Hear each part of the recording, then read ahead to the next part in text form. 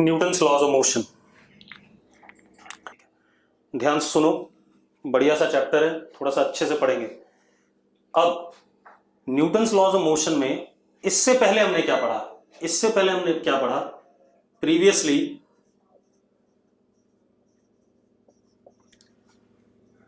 We studied motion.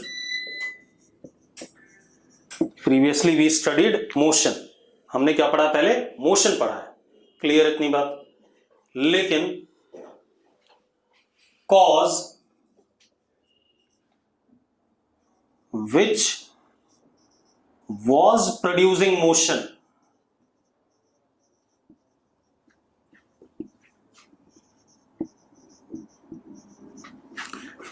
will be studied in this chapter.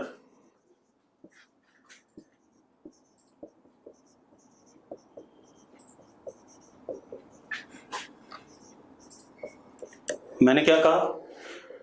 हमने पिछले chapter तक क्या पढ़ा था? Motion of particle, motion of body.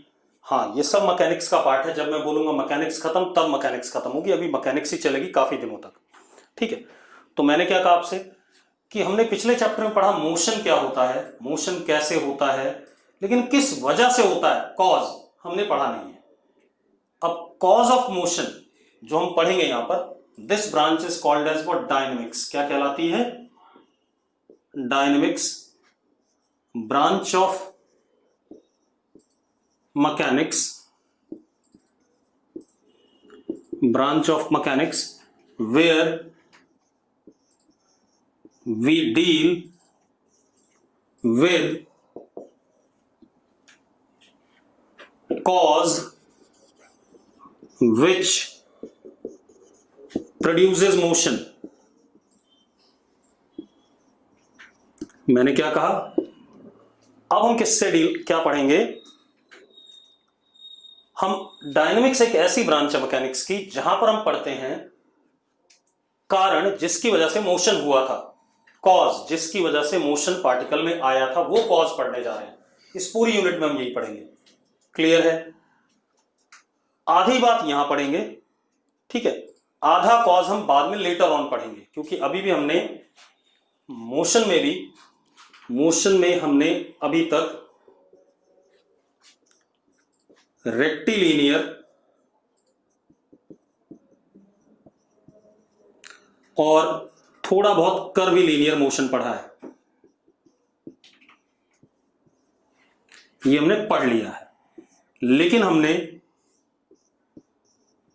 Rotational, बेटा मैंने क्या कहा? मैकेनिक्स अभी खत्म नहीं होगी, मैकेनिक्स खत्म होगी सितंबर एंड में, ठीक है, या अक्टूबर मिड में। अभी कुछ नहीं, अभी चुपचाप सुनो।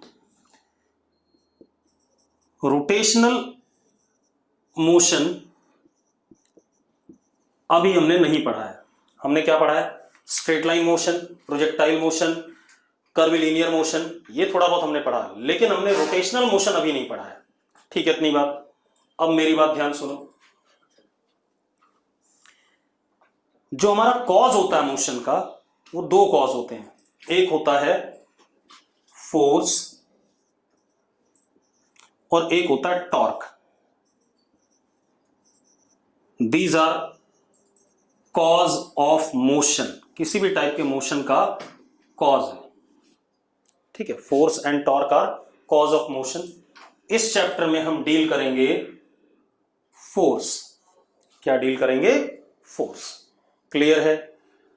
टॉर्क हम लेटर ऑन डील करेंगे जब हम रोटेशनल मोशन पढ़ेंगे। ये चीज एक साथ पढ़ी जाएगी, ठीक है, इतनी बात। बाकी हम अभी फोर्स के बारे में बात करेंगे, अभी हम टॉर्क के बारे में कोई बात नहीं करेंगे, because we have not studied rotational motion. जब रोटेशनल मोशन पढ़ लेंगे तो हम टॉर्क की बात भी करेंगे, लेकिन वो भी आगे की बात है। तो इस चैप्टर में हम किसको पढ़ने वाले हैं? Force which is one of the cause of motion, clear इतनी बात।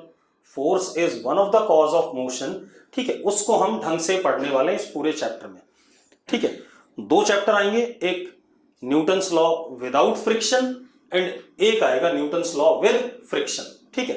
अब चैप्टर का नाम है न्यूटन्स लॉज ऑफ मोशन, ऊपर लिखा हुआ है। कुछ लोग चैप्टर का नाम ही पूछ रहे हैं, उन्हें ये नहीं पता चल रहा, हेडिंग डाल रखी है, ठीक है। अब देखो भाई, तो हम क्या पढ़ने वाले हैं, ठीक है, लिखो जरा, लिखो सबसे पहले, लिखो over here we are going to deal with, लिखो जो मैं बोल रहा हूं, over here we are going to deal with motion of cause, over here we are going to deal with cause producing motion, cause producing motion, that is force, that is force. Clear है भाई, clear है सबको, तो yes लिखो, ठीक है। अब मेरी बात सुनो, अब सबसे पहली बार आपने फोर्स कब पढ़ा था भाई, ये बता दो मुझे। 8th में, है ना, ठीक है। आई बेटा मैंने कुछ नहीं पढ़ाया जो मैं आपको रिपीट कर दूं, कुछ लोग कह रहे हैं रिपीट कर दो, मैंने क्या कहा, हम इस चैप्टर में पढ़ेंगे वो कॉज जिसकी वजह से मोशन आया था, ठीक है, इतनी बात क्लियर है। और वो कॉज मैं कौन सा बोल रहा हूं आपको, फोर्स बोल रहा हूं, तो मैं फोर्स के बारे में बात करूंगा। टॉर्क भी एक कॉज है, लेकिन टॉर्क को हम बाद में डील करेंगे, नॉट ओवर हियर। अब फोर्स सबसे पहले मैंने शायद 6th क्लास में पढ़ा था, मुझे जहां तक याद है, ठीक है। जब मैंने 6th क्लास में फोर्स पढ़ा था तो मुझे एक डेफिनेशन दी गई थी फोर्स की। क्या डेफिनेशन थी बेटा, फोर्स की डेफिनेशन कोई बताएगा मुझे सबसे पहले, जो आपको 6th क्लास में, लिख दो चैट बॉक्स में। महीन लिख रहा है पुश और पुल, पुश और पुल। चलो रुक जाओ भाई, रुक जाओ। जितने लोगों ने पुश और पुल लिखा है, बस अब कोई नहीं लिखेगा चैट बॉक्स में, चुपचाप रुक जाओ। सबने पुश और पुल लिखा था, ठीक है, रुक जाओ। जितने लोगों ने पुश और पुल लिखा है उनसे बात कर लेते हैं, ठीक है।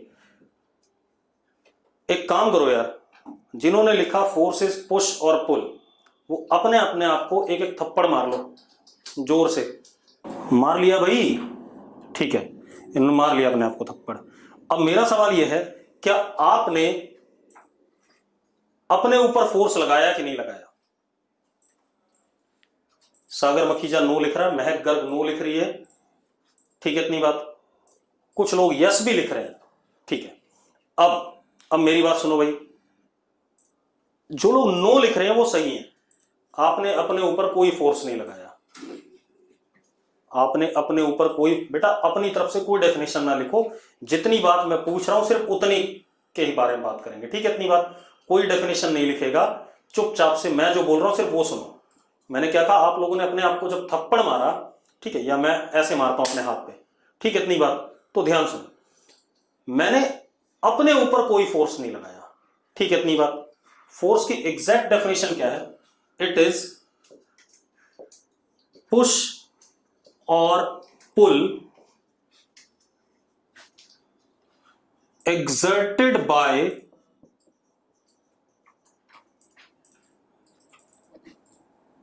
one body on another body, या force is push or pull exerted by one object on another object। Clear, इतनी बात समझ में आ गई? सिर्फ इतनी सी बात है, ठीक है। अब कह रहा हाथ ने गाल पे लगाया, हाँ, अब ये कहानी है, अगर आप हाथ को और गाल को अलग अलग मान रहे हो तो आपके हाथ ने गाल पे जरूर लगाया, लेकिन मैंने क्या बोला, आपने अपने ऊपर फोर्स लगाया कि नहीं लगाया, मैंने ये वर्ड यूज करा था। बेटा पहले तो लैंग्वेज को ध्यान से समझ लो, ठीक है।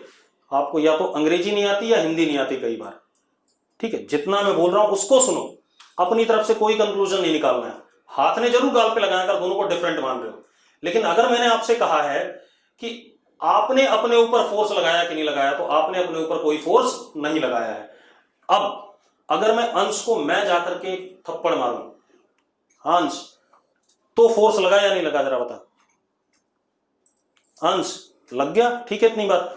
तो मैं एक डिफरेंट बॉडी हूं, मैंने तेरे ऊपर फोर्स लगाया, इट मींस दैट पुश और पुल exerted by me on अंश is called as what? force।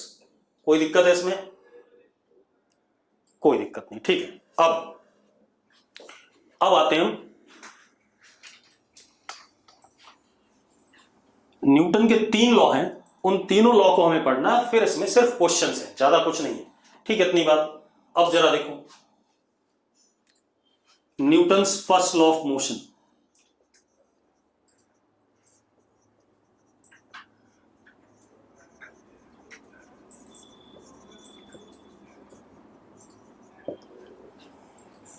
Newton's first law of motion, ठीक है। अब इसी को हम लॉ ऑफ इनर्शिया भी कहते हैं, सही बात है।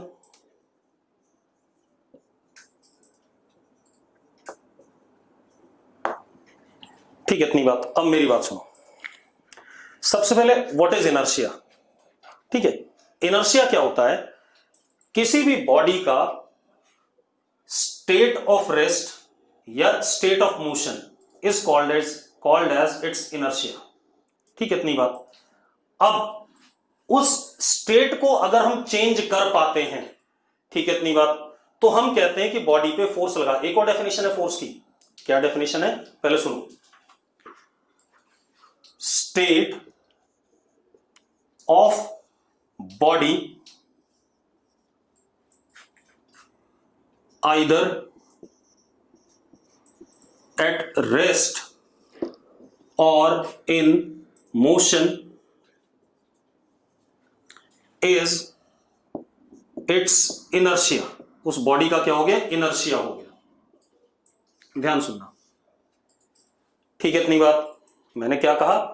स्टेट किसी बॉडी की रेस्ट पे होना या मोशन पे है, वो उस बॉडी का वो इनर्शिया है। नाउ whenever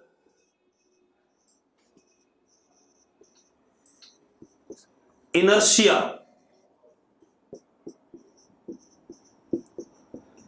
या state of body, whenever inertia of body changes, then we say body experienced force। जब बॉडी का इनर्शिया चेंज होगा तो हम कहेंगे बॉडी पे क्या लगा? फोर्स लगा भाई। अरे क्लियर है? जब बॉडी का इनर्शिया चेंज होगा तो हम कहेंगे बॉडी पे क्या लगा? फोर्स लगा। क्लियर? कोई दिक्कत है इसमें? नहीं, ठीक है। तो फोर्स की दो कहानी बता दी हमने। एक पुश और pull exerted by one body on another body, ठीक है। कुछ लोग कह रहे हैं ये इनर्शिया वाली बात समझ नहीं आई, ठीक है।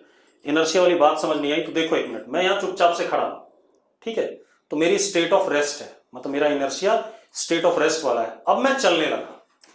अगर मैं चलने लगा तो मेरे ऊपर कोई ना कोई फोर्स किसी दूसरी चीज ने लगाया है। मैंने खुद अपने ऊपर खुद नहीं लगाया। अगर मैं चल रहा हूं तो कोई दूसरा ही मेरे ऊपर फोर्स लगा रहा है। यस और नो? तभी मेरा स्टेट ऑफ रेस्ट से मैं किस में आया? स्टेट ऑफ मोशन में, ठीक है भाई।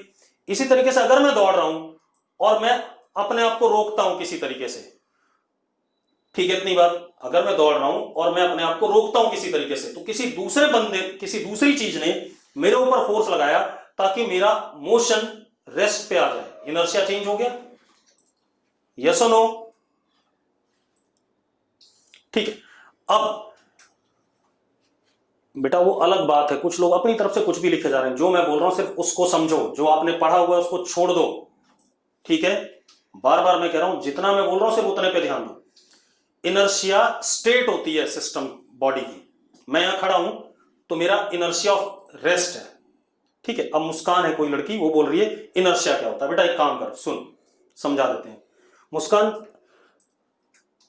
एक काम कर, घर के बाहर कोई ट्रक खड़ा है, ठीक है, खड़ा है मतलब वो स्टेट ऑफ रेस्ट में है, तो उसे धक्का दे, वो चल जाएगा? मुस्कान, चल जाएगा? नहीं।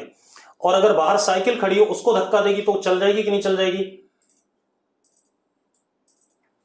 अब यानी कि इनर्शिया ऑफ रेस्ट ट्रक का ज्यादा था। इनर्शिया ऑफ रेस्ट किसका ज्यादा था? ट्रक का। और साइकिल का क्या था? कम।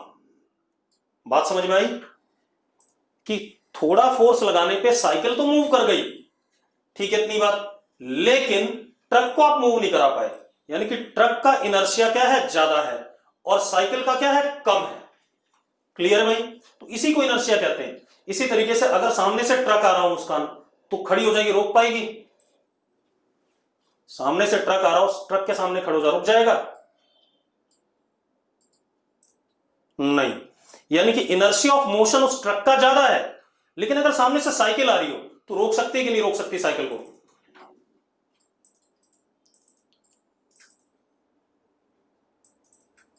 रोक सकती है, बिल्कुल। तो इनर्शिया ऑफ मोशन साइकिल का कम है। अब कुछ लोग बोल रहे हैं ऐसा क्यों, वो भी बता देते हैं भाई। ट्रक के वजन और साइकिल के वजन में बहुत ज्यादा अंतर है। अरे हाँ या ना? मास में बहुत अंतर है। दूसरी चीज, चलो एक काम करते हैं, मैं थोड़ा और, सिर्फ मास पे ही नहीं डिपेंड करता इनर्शिया, इनर्शिया एक चीज पे और डिपेंड करता है। एक काम करो भाई, हाँ अंशिका बोल रही स्पीड पे, बिल्कुल सही बात है। मैंने गोली मारी किसी को, बुलेट, मैंने गोली मारी, एक्सेलरेशन नहीं करता हुए, जितना बोल रहा हूं उतना सुनो।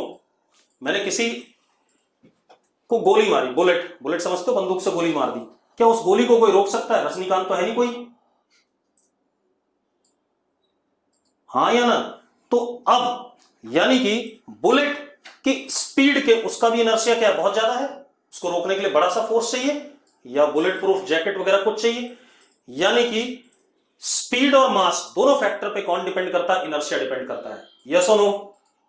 अरे बहुत तेजी से साइकिल ही आ रही हो तो आपको लपेट देगी। अगर साइकिल आराम से आ रही है तब तो आप रोक लोगे, लेकिन साइकिल अगर तेज आ रही है बहुत, तो क्या आप खड़े होना चाहोगे उसके सामने? नहीं खड़े होना चाहोगे। तो अब मैं बता रहा हूं, इनर्शिया ऑफ ऑब्जेक्ट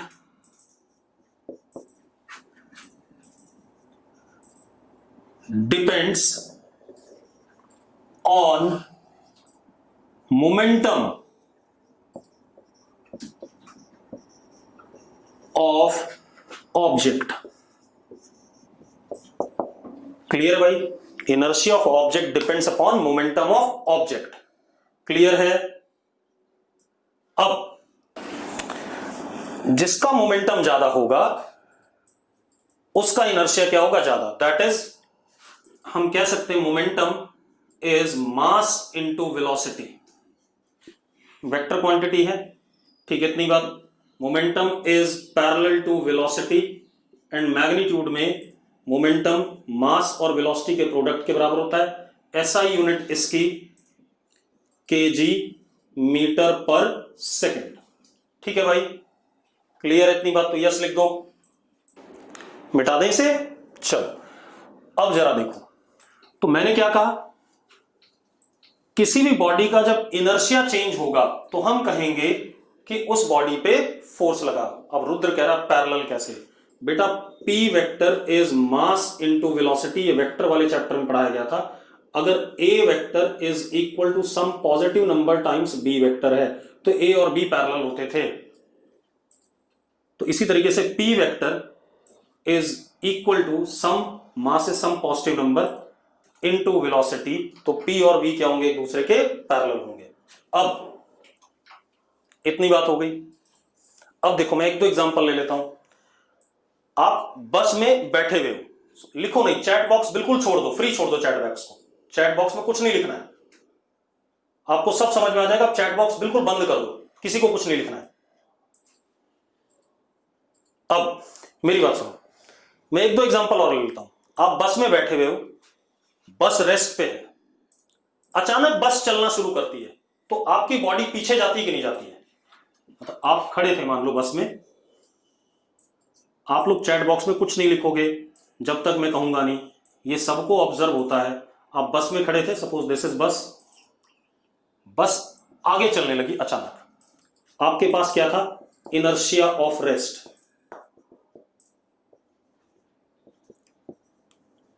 ठीक है, अब बस अगर चलने लगी अचानक तो आपका लोअर पोर्शन अभी भी बस के साथ कांटेक्ट में है और टॉप पोर्शन आपका कांटेक्ट में नहीं है।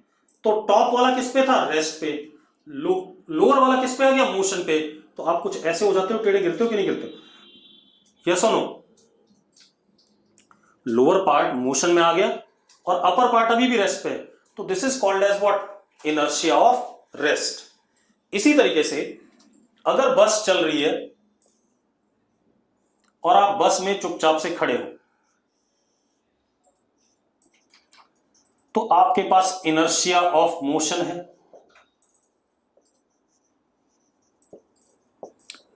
अचानक बस रुक जाती है, अचानक बस रुकेगी तो आप एक चीज देखो, आपका नीचे वाला पोर्शन रेस्ट पे आ जाएगा, ऊपर वाला किस में रहेगा, मोशन में। तो आप ऐसे हो जाओगे कि नहीं हो जाओगे, यस और नो? ठीक है, अब इसको कहते हैं इनर्शिया ऑफ मोशन। एक और चीज, अगर आप कार में बैठे हो और कार आपके मोड़ काट रही है, टर्न कर रही है, तो आप बाहर की तरफ जाते हो कि नहीं जाते हो? कार अगर टर्न करती है तो आप बाहर की साइड निकलते हो कि नहीं निकलते हो मोड़ पे? तो that is inertia of direction, क्योंकि आपका डायरेक्शन क्या हो रहा है, पहले जिस डायरेक्शन में था उसी में रहना चाहेगा। आप एक काम करो, जैसे मान लो कार इधर मुड़ रही है, तो मैं किधर की तरफ जाऊंगा, मैं एक्चुअल में पहले गाड़ी ऐसे जा रही थी सीधे, अचानक गाड़ी इधर मुड़ गई, तो मेरी बॉडी सीधे जाना चाहेगी, इस वजह से मुझे लगता है कि मैं बाहर की तरफ आया, यस और नो? ठीक है, this is called as what, inertia of direction. ठीक है, तो ये सब तो फालतू बातें, इसको हम पढ़ना चाहते हैं प्रॉपरली, लॉ से, मैथमेटिकली। ठीक है, अब तो अब ये ध्यान रखना कि अगर, चलो चलती हुई बस से जब उतरते हैं, देखो चलती हुई बस से जब आप उतरते हो, मेरी बात ध्यान सुनो, चलती हुई बस से जब आप उतरते हो तो आपके पास वेलोसिटी होती है, लेकिन जैसे ही आपका पैर जमीन पे टिकता है, नीचे वाला हिस्सा किस पे आ जाता है, रेस्ट पे, और अपर पोर्शन अभी भी किस में होता है, मोशन में। तो आप मुंह के बल गिरते हो, यस और नो? अगर आप चलती हुई बस से उतरो और आपका पैर जैसी जमीन पे आया, तो आपका पैर तो रेस्ट पे आ गया, लेकिन आपका upper part of the body is in motion, तो आप क्या करते हो, आगे की तरफ गिर जाते हो, यस और नो? तो that is called as what, inertia of motion. कोई दिक्कत है इसमें? अब मेरी बात ध्यान सुनो, ये तो हो गया, अब आते हैं हम मेन काम पे, न्यूटन्स फर्स्ट लॉ। पहले आप लोग लिखो भाई, सबके पास कॉपी पेन तो हो गई है, सबके पास कॉपी पेन? ठीक है, लिखो जरा, if vector sum of all the forces, if vector sum of all the forces acting on body, if vector sum of all the forces acting on body is zero, if vector sum of all the forces acting on body is zero, then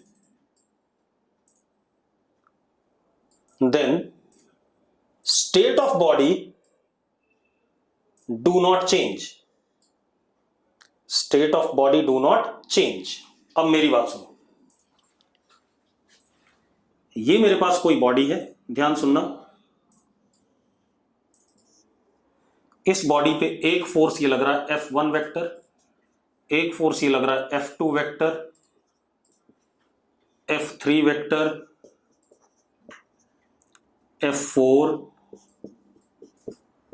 और भी हैं कई सारे। तो मैं क्या कह रहा हूं, if F1 vector plus F, क्योंकि वेक्टर क्वांटिटी तो सम भी इनका वेक्टोरियल ही होगा, F2 vector plus F3 dash dash जितने भी हैं is equal to null vector, या summation Fi vector is null vector. ठीक है, then state of body do not change। इसका क्या मतलब है? पहला मतलब, if body was at rest, then it continues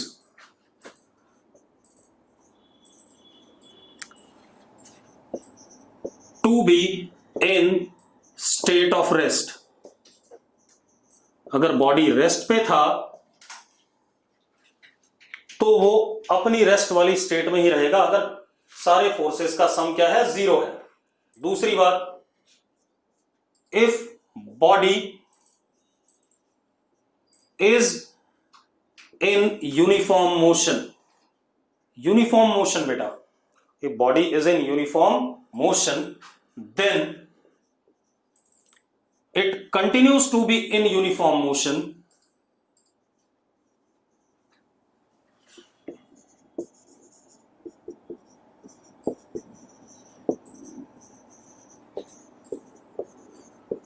continues to be in a state of uniform motion।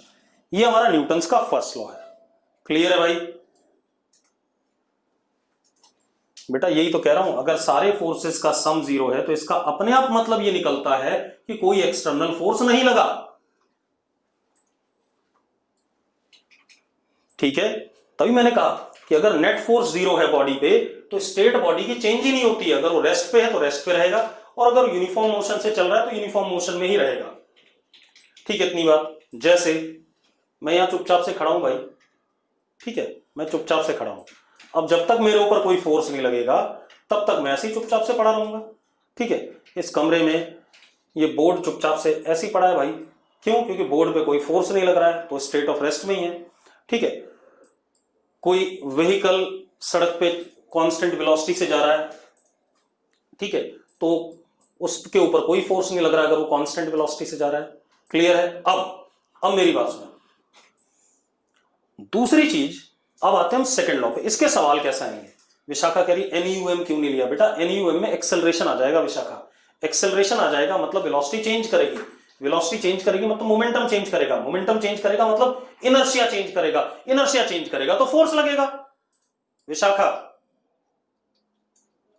Vishakha, ठीक है, तो पूरी बात ध्यान से सुनो। अब क्या कहानी है? अब आते हैं न्यूटन सेकंड लॉ। मतलब फर्स्ट लॉ कब तक वैलिड है? ध्यान सुनना, इसको लॉ ऑफ इनर्शिया कहते हैं बेटा, लॉ ऑफ मोमेंटम नहीं कहते ईशान, तेजस्व। ठीक है, इसको लॉ ऑफ इनर्शिया कहते हैं, आप मोमेंटम मत कहो। मैंने क्या कहा? फर्स्ट लॉ के सवाल कैसे? अगर कोई बॉडी रेस्ट पे है, अगर कोई बॉडी रेस्ट पे है, ठीक है, इतनी बात, तो और वो रेस्ट पे ही रह रही है तो उस पर नेट फोर्स क्या होगा? 0 होगा। और अगर कोई बॉडी यूनिफॉर्म मोशन में ही हमेशा के लिए तो उस पर भी नेट फोर्स क्या होगा? 0 होगा। तो हम जब सवाल करेंगे तो हमें पता चल जाएगा, अगर गिवन है body is in uniform motion it means उस पे सम फोर्स का क्या? 0। अंकित राज कह रहा है क्वालिटेटिव डेफिनेशन ऑफ फोर्स। बेटा अंग्रेजी की ऐसी की तैसी क्यों कर रहे हो? सिंपल रखो चीजों को, इतना अंग्रेजी पसंद मत बनो, वरना फिर मैं बोलना शुरू करूंगा अंग्रेजी में ढंग से। ठीक है, इसलिए जो मैं बोल रहा हूं उसको समझो। अब सिंपल रखो चीजों को ताकि आपको समझने में और पढ़ने में दिक्कत ना हो। ठीक है, अब आ जाओ न्यूटन सेकंड लॉ।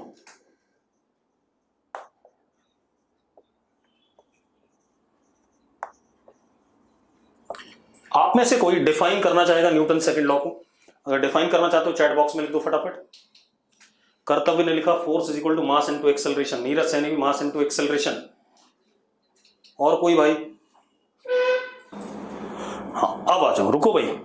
कुछ लोगों ने मास इनटू एक्सेलरेशन लिखा, वो गलत लिख रहे हैं। पहले मेरी बात सुन लो। Force acting on any body,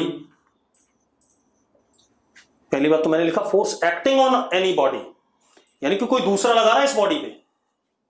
बेटा मेरी बात सुनो, लिखो नहीं, force acting on any body, कौन लगा रहा है? दूसरा लगा रहा है। ठीक है, कुछ मत लिखो चैट बॉक्स में। मैंने क्या लिखा? Force acting on body is proportional to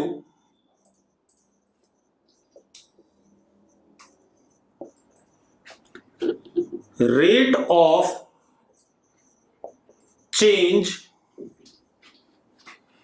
of linear momentum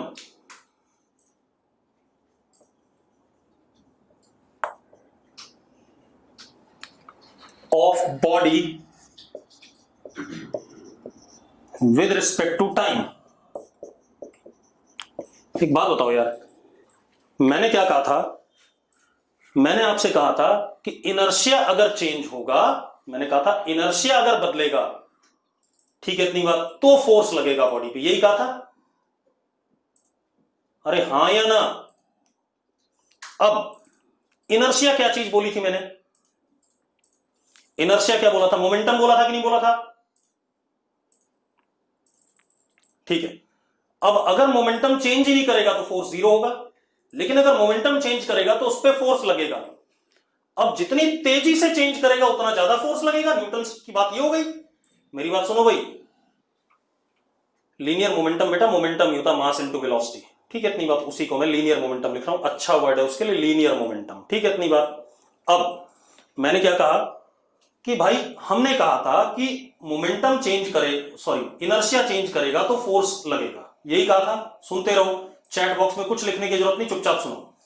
मैंने कहा इनर्शिया चेंज करेगा तो फोर्स लगेगा। What was inertia? Linear momentum. अब लीनियर मोमेंटम चेंज करेगा तो फोर्स लगेगा, ये मतलब आ गया इसका। जितनी जल्दी से चेंज करेगा उतना ज्यादा फोर्स लगेगा, जितना स्लोली चेंज करेगा उतना कम फोर्स लगेगा। आप एक बात बताओ, अगर मैं एक बालक को ऐसे करके पकड़ता हूं और बड़े आराम से ऐसे खींचता हूं धीरे धीरे, तो बड़ा कम फोर्स लगा रहा हूं, और ऐसे पकड़ के ऐसे खींच दूं तो बड़ी तेजी से खींच रहा हूं उसे, मतलब उसका मोमेंटम तेजी से चेंज हो रहा है। यस और नो? ठीक है, तो अब अभी मैं और भी बात बताऊंगा। F is equal to K into dP by dt। This is instantaneous force और नॉट? यही मतलब हुआ इसका, हां या ना? फिर न्यूटन ने क्या कहा? फिर न्यूटन ने कहा भाई कि K is one for all system of units. Empirically, तो इससे हमें मतलब नहीं कैसे आया, इंपेरिकली उसने प्रूव किया था। तो फोर्स हमारे पास क्या आ गया? F is equal to dP by dt। Yes और नो? फोर्स आ गया हमारे पास dP by dt।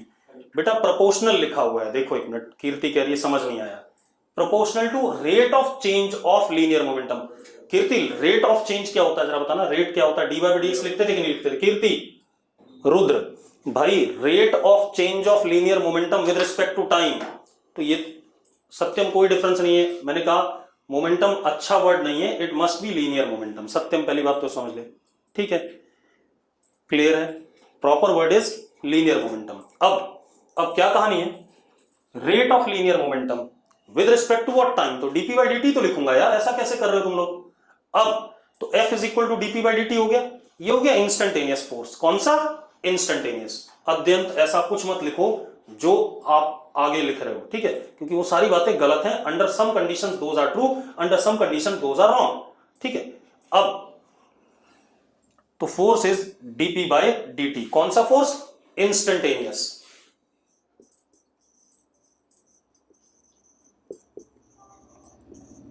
On body. अगर मैं एवरेज फोर्स की बात करूं तो F average, average rate of change आपको पता है क्या होता है? Delta P upon delta T। Yes और नो? यस और नो जल्दी बताओ। यही होता है। अगर rate of change of linear momentum with respect to time, तो average rate of change of this, rate of change is this, and instantaneous rate of change of momentum is this. अब यहां पर फोर्स इंस्टेंटेनियस पैरेलल होगा dP के, मतलब instantaneous force is parallel to dP, change in linear momentum. हाँ या ना?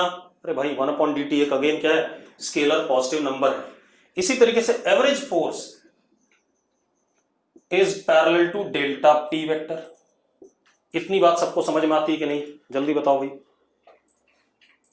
इतनी बात सबको समझ में आती है? किसी को डाउट नहीं है इसमें? अब क्या कहानी है, मेरी बात ध्यान सुनो। इतना हो गया। अब आप एक चीज और, डीपी की यूनिट थी केजी मीटर पर सेकंड, नीचे एक और सेकंड, तो एसआई यूनिट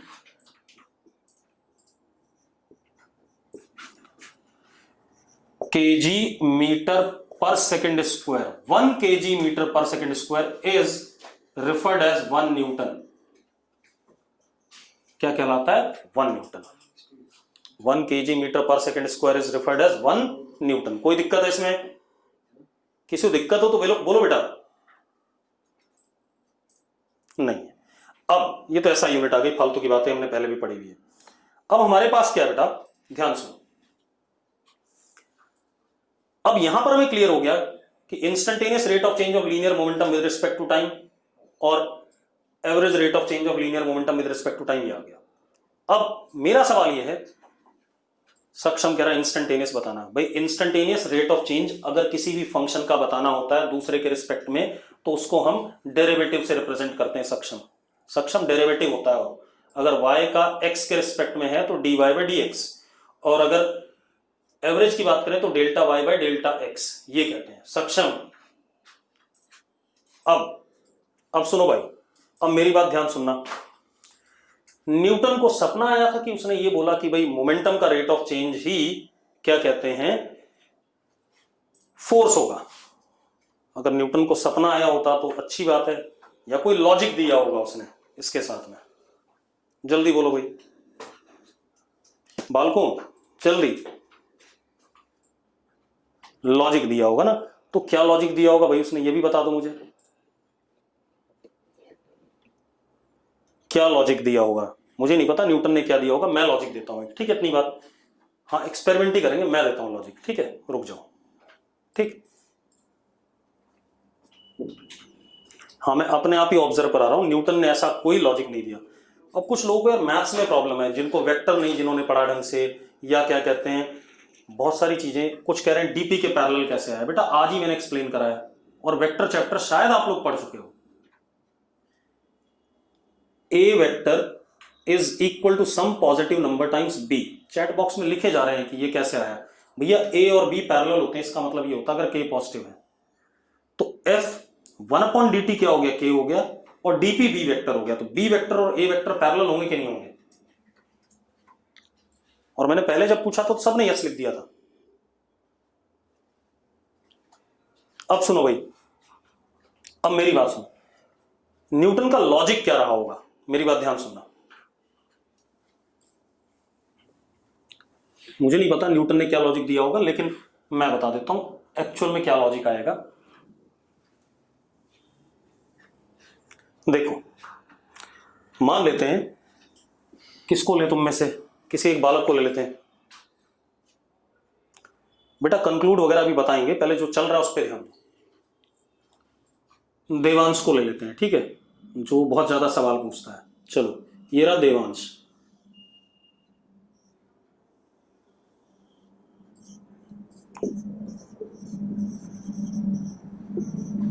ठीक है, ये देवांश है। मैंने क्या करा, देवांश के साथ क्या खेल करा मैंने कि भाई यहां पर एक रस्सी से एक बैग टांग दिया और इस बैग में ईंट भर दी। क्या भर दी? ईंट भर दी। क्लियर है? एक मिनट, चलो, ईंट भर दी इसमें। अब और एक एक्सपेरिमेंट और कर लेते हैं। मैं यहां खड़ा हो गया,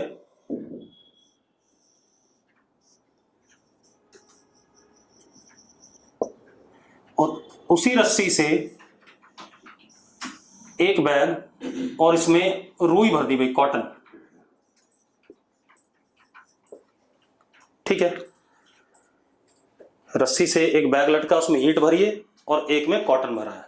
ठीक है, अब जो भी ले लो, सेम वेट जो भी लेना, उससे कोई फर्क नहीं पड़ता। अब मैंने क्या करा, इस बैग को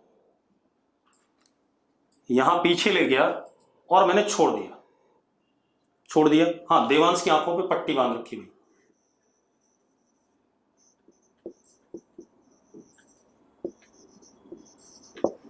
आंखें बंद है इसकी। ठीक है, इतनी बात। अब मजेदार बात देखो, जब ये ईंट का बैग आके लगेगा देवांश को, तो देवांश को बढ़िया सी चोट लगेगी कि नहीं लगेगी? लगेगी।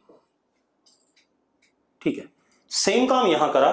हमने कॉटन वाला बैग पीछे ले गए, मेरी आंखों में पट्टी बंधी हुई है, ब्लाइंड फोल्ड है, और बैग को पीछे ले गए और छोड़ दिया और मेरे ऊपर लगा, कौन निपटेगा भाई?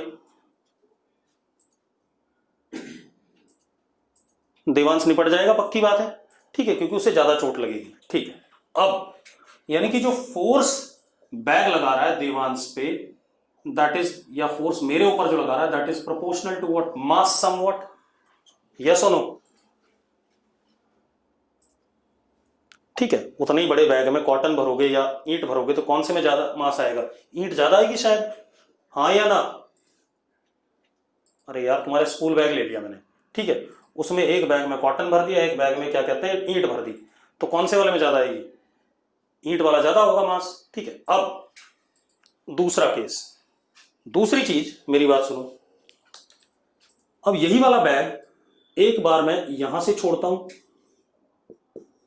और एक बार यहां से छोड़ता हूं सेकंड टाइम में, किस केस में ज्यादा चोट लगेगी देवांश को? फर्स्ट वाले केस में, सेकंड वाले में? फर्स्ट वाले में ज्यादा लगेगी। अब एक चीज देखो, जब ये बैग फर्स्ट वाले केस में देवांश से टकराएगा तो उस वक्त स्पीड टकराने की ज्यादा होगी सेकंड वाले से, यस और नो? वे ज्यादा ऊपर से आ रहा है तो बैग की स्पीड ज्यादा होगी फर्स्ट वाले केस में, यानी कि स्पीड पे भी डिपेंड कर रहा है, कर रहा है कि नहीं कर रहा है? कर रहा है। अब एक और काम कर लेते हैं, मैंने क्या करा, देवांश की आंखें खोल दी भाई, पट्टी हटा दी, पट्टी हटा दी। अब ये बैग जब इसकी तरफ आ रहा है, देवांश की तरफ, ठीक है, तो अब देवांश क्या करेगा? देवांश यहां से जा नहीं सकता है, बस इसे कुछ जुगाड़ करना पड़ेगा। ये पता क्या करेगा, मेरी बात सुनो, जा नहीं सकता मैंने बोल दिया, देवांश को ना यहां गाड़ दिया हमने मिट्टी में, नहीं हिलने देंगे, ठीक है। अब क्या कहानी है, ये क्या करेगा, जब बैग इसकी तरफ आएगा तो बैग को ऐसे करके रिसीव करेगा जैसे आप क्रिकेट की बॉल कैच करते हो, यस और नो? आप इसका टक्कर होने का टाइम क्या करोगे, बढ़ाओगे या नहीं बढ़ाओगे? जैसे बॉल आती है, क्रिकेट बॉल कैच करते हो तो आप हाथ को पीछे ले जाते हो, that is you increase time of impact, और टाइम ऑफ इंपैक्ट जब आप इंक्रीज करते हो तो आपके हाथ में चोट कम लगती है, यानी कि inversely proportional to time of impact, yes और नो? अगर टाइम ज्यादा है तो फोर्स कम होगा, टाइम कम है, अगर देवांश बेचारा यहां पर देख ही नहीं पाता, बैग आ रहा है उसकी तरफ, तो इतनी जोर से लगेगा ना, कभी देखना अचानक जब कोई आपको मारता है तो आपको चोट ज्यादा लगती है, और अगर जब क्या कहते हैं आपको पहले ही पता हो कि भाई ये मारने वाला है तो आप क्या करते हो, डक कर लेते हो या इधर उधर कुछ ऐसा जुगाड़ करते हो कि आपको इंपैक्ट क्या लगे, कम लगे, टाइम ऑफ इंपैक्ट बढ़ जाए। तो अगर टाइम ऑफ इंपैक्ट बढ़ गया तो ऑब्वियस सी बात है फोर्स क्या लगेगा, कम लगेगा। तो अपने आप कुछ ऐसा लॉजिक सा नहीं आ रहा है, delta P upon delta T, ऊपर मोमेंटम नीचे टाइम, हाँ या ना? तो अब खेल क्या हमारे पास, ये कहानी आ गई हमारी। तो हमने ये बात तो तय कर ली कि जो फोर्स हो गया instantaneous force, that is dp by dt and average force is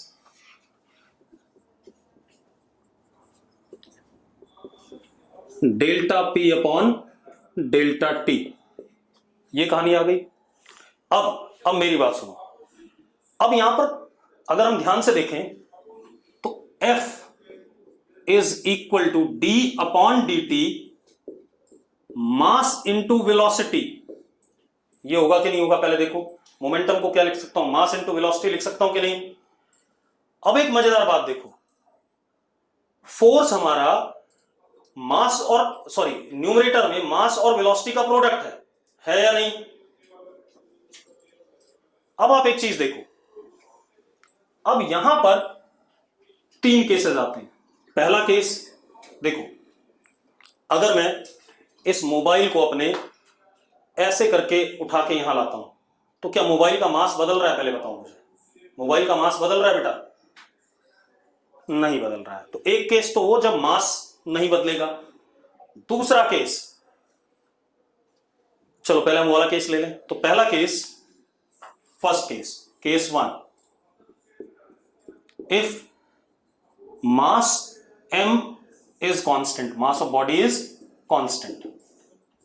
तो अब जरा देखो, F is equal to m, constant है, डेरिवेटिव से बाहर आ जाएगा, m dv बाय dt। ये आ गया कि नहीं आ गया? यस और no? m dv by dt आ गया कि नहीं आ गया बेटा? अब एक चीज देखो, इसी को हम m इंटू a लिख सकते हैं कि नहीं? लिख सकते हैं। ये case force is equal to mass into acceleration तभी होता है जब मास क्या होता है? कांस्टेंट होता है। अब इस केस में force is parallel to dv vector और parallel to acceleration vector. Yes और नो? अभी भी आ जाओ भाई, जिनको इसमें डाउट था। किसी को डाउट हो तो अभी बता दो भाई। फोर्स dv के पैरेलल है और a के पैरेलल है। ठीक, किसी को डाउट नहीं है? बढ़िया। अब ये तो हो गया केस 1, ठीक है। दूसरे केस पे आते हैं बेटा।